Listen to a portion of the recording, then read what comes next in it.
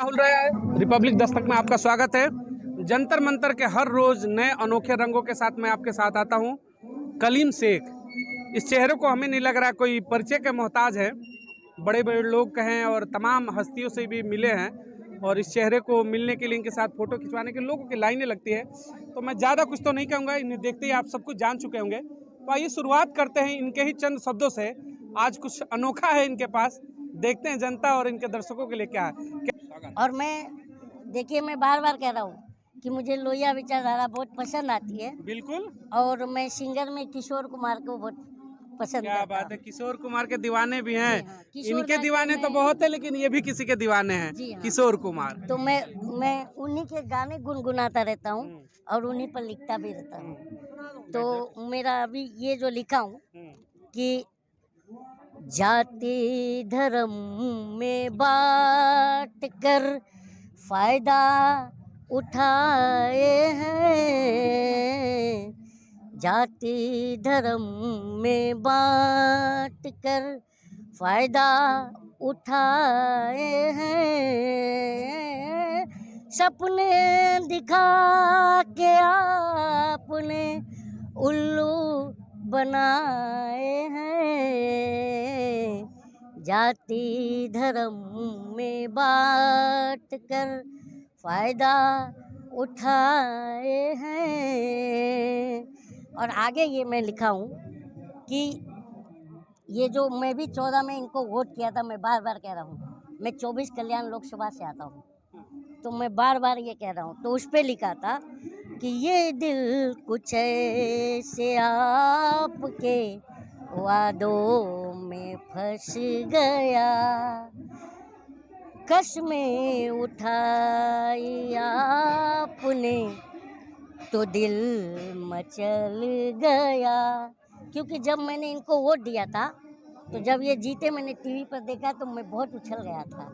तो उस पर मैंने लिखा था कि कसमें उठाई आपने तो दिल मचल गया, मंदी के दलदलों में, मंदी के दलदलों में हमें क्यों फंसाए हैं, जाति धर्म में बांट कर फायदा उठाए हैं।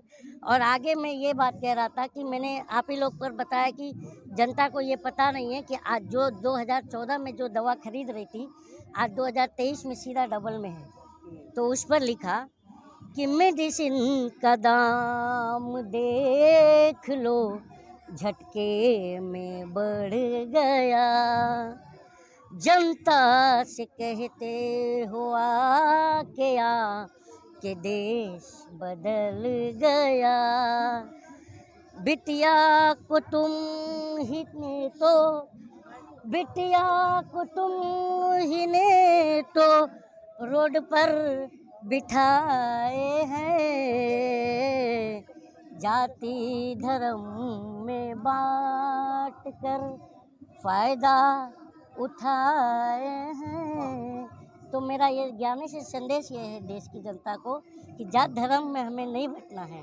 क्योंकि धर्म हम बचपन से पढ़ते आते, स्कूलों में भी हमारा जब कार्यक्रम कोई लगता रहता था तो हम पढ़ते थे कि मजहब नहीं सिखाता आपस में बैर रखना, हिंदी है हम वतन है हिंदुस्तान हमारा, इसलिए मैंने ये चीज़ लिखी। देखिए, कलीम जी ने एक बात कही कि 2014 में इन्होंने भी मोदी को वोट किया था।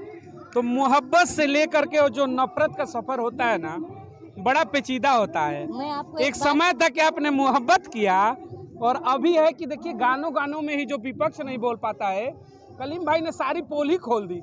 महंगाई हो, बेरोजगारी हो, सत्ता शासन में उत्पीड़न हो, बेटियों का शोषण हो, हर चीज को उन्होंने गुनगुना दिया अपने ही लफ्जों में। तो इसीलिए मैं कह रहा हूँ कि मोहब्बत से और नफरत का जो सफर होता है बड़ा ही पेचीदा होता है। और नफरत का सफर मोहब्बत से ही शुरू होता है। हाँ, मोहब्बत से ही शुरू होता है। पहले मोहब्बत और जो नफरत होती है ना, बड़ी घातक होती है। और हम जनता हैं, हाँ, हम मोहब्बत भी दिल से करते हैं और नफरत भी दिल से करते नफरत हैं। भी दिल से करते हैं। हाँ। इसीलिए मैंने कहा कि वो जो रास्ता होता है ना, बड़ा पेचीदा होता है। जी बेशक। इतनी नफरत क्यों हो गई? मुझे सत्ता, देखिए, नफरत मुझे प्राइम मिनिस्टर नहीं, व्यक्ति से नहीं व्यक्ति से नहीं है। सत्ता शासन और के सिस्टम मैं की बात आपको हो रही अभी है। कहा था कि मुझे लोहिया विचारधारा पसंद हाँ, है। बिल्कुल। और लोहिया जी कहते थे कि जिंदा कौमें हाँ, 5 साल 5 तक, साल इंतजार नहीं करती। सड़कें जब आवारा, संसद आवारा हो जाए जब तो सड़कें सूनी सूनी हो जाए, तो संसद हाँ, आवारा आवारा हो जाती है। तो मैं वो हूँ। तो आप तो सड़क भी गर्म करने निकल गए हैं। 2014 में भी सड़क गर्म किया था अन्ना के साथ। हाँ, हाँ जी, अन्ना हजारे के आंदोलन में भी मैं शुरू से लास्ट तक था। हम्म, जब केजरीवाल ने पार्टी भी का घोषणा किया, तो जब वो धरना खत्म हुआ था, वहाँ तक भी मैं साथ में था। अच्छा, देखिए 24 का चुनाव आने वाला है। आपने कहा कि 14 में सहयोग किया आपने, फिर चीज़ें आपको बेहतर नहीं लगी। आपने कहा कि लोहिया के समर्थक हैं, तो सही बात है कि जब लोहिया के समर्थक है तो लोहिया के अपने विचार थे। लोहिया कभी सत्ता की गुलामी के पक्षधर नहीं थे। नहीं थे, और लोहिया मैं- कहते थे कि जनता सर्वोपरि है, जनता के लिए सत्ता और शासन होती है। आप बात सुनिए, मैं इसके खिलाफ हूँ। मैं बार बार क्यों कह रहा हूँ कि जिस देश में महापुरुषों को अपराधी और अपराधी को महापुरुष साबित करने में जो लोग लग जाएं, तो समझ जाइए कि विश्व गुरु बनने से हम एक कदम दूर हैं। हाँ, क्योंकि पूरी दुनिया जानती है कि ये देश गांधी का है, गांधी का देश है। बिल्कुल।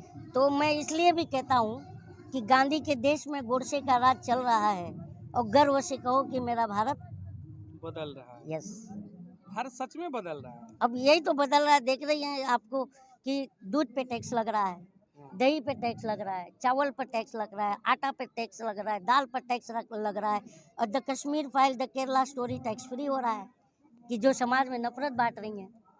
केरला स्टोरी देखा क्या आपने? मुझे देखना भी नहीं है, क्योंकि अगर उसमें कुछ हम जनता के फायदों का चीज होता तो मैं जरूर देखता। ये देखिए कलीम जी, आपने एक बड़ा बढ़िया सवाल उठाया। देश में शिक्षा मुफ्त होनी चाहिए, किताबों पे टैक्स फ्री होना चाहिए, तमाम मेडिकल गरीब परिवारों में जाए ना, आज भी एक ढंग की अगर बीमारी हो जाए ना, कोई मर जाते हैं लोग, हॉस्पिटलों की स्थितियाँ है, जिसको जैसा लगे, वीडियो में खुलेआम बोल रहा हूँ, हॉस्पिटलों की कंडीशन जाएंगे ना जब निचले स्तर पर, तो बद से बदतर मिलते हैं, दिल्ली हो या फिर देश का कोई भी कोना। तो उन चीज़ों पर अगर टैक्स फ्री नहीं किया जाता है, और टैक्स फ्री क्या होता है देश में, मूवी हो जाती है, द केरला स्टोरी हो जाती है, कश्मीर फाइल हो जाती है, करिए, हमें उस पर कोई एतराज़ नहीं है, लेकिन शिक्षा, स्वास्थ्य, क्या इन पे नहीं होना चाहिए?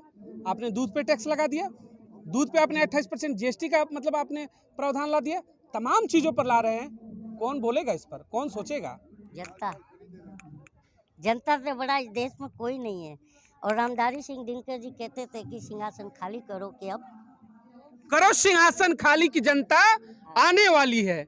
बहुतों ने सुना होगा, बहुत बड़ा मतलब वाक्य है, अक्सर बोला जाता है, जब सत्ता बेअंदाज होती है तो कहते हैं करो सिंहासन खाली कि जनता आने वाली है। इसका तात्पर्य यह होता है कि परिवर्तन की बेला है। होगा क्या 24 में परिवर्तन? परिवर्तन ही सृष्टि का नियम है यार बॉस, तो क्यों नहीं होगा। और एक बात बताइए, इस देश मुझे तो भाजपाइयों पे हंसी आती है कभी कभी, कि वो सोच रहे हैं कि कुर्सी में फेविकोल लग गया है। अबे कुर्सी में तो फेविकोल अंग्रेजों के नहीं लग पाए, मुगलों के नहीं लग पाए, कांग्रेस के 55 साल नहीं लग पाए, तो तुम तो पानी के बुलबुले हो। जागीर नहीं होती है सत्ता किसी की नहीं होती, बदलाव तो होता है। इस भ्रम में मत रहो, नहीं रहो कि सत्ता हमारी गुलाम है। नहीं, देखिए, मैं एक बात बता रहा हूँ, मैं सत्ता के विरोध में सपोर्ट में तो कभी नहीं। मेरा यही कहना है कि सत्ता जो भी होती है, तो सत्ता सच सुनने की आदत बेच देती है, ये तो और हया को, शर्म को आखिर सियासत बेच देती है। और निकम्मेपन की, बेशर्मी की अगर आंखों पे चढ़ जाए तो औलादे पुरखों की विरासत बेच देती है। आज जो रेल बिक गया, बेल बिक गया, एयर इंडिया बिक गया, लाल किला बिक गया, सेल बिक गया, अब तो LIC का IPO भी बिक गया, सुनने में आ रहा है। हाँ, सब बिक रहा है। अब हमारा किडनी बिकने की बारी है, इसलिए हम चिल्ला रहे हैं। किडनी बचाने की यहाँ पे जंग चल रही है। यस।